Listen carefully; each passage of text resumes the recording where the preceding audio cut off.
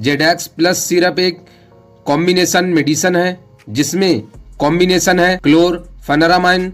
2 mg 5 ml में, डेक्स्ट्रोमेथार्फिन 10 mg 5 ml में, फिनाइलिफ्रीन 5 mg 5 ml में होता है और इस क्रीम को डॉक्टर रेड्डी फार्मास्यूटिकल कंपनी के द्वारा बनाया जाता है। आइए अब जान लेते हैं इस सिरप के उपयोग के बारे में। इस सिरप का उपयोग मुख्य रूप से सर्दी, सूखी खांसी जैसी समस्याओं को ठीक करने के लिए इस सिरप का यूज किया जाता है और यह एलर्जी के लक्षण जैसे कि बंद नाक, नाक बहना, आंखों से पानी आना, छींक आना, गले में खराश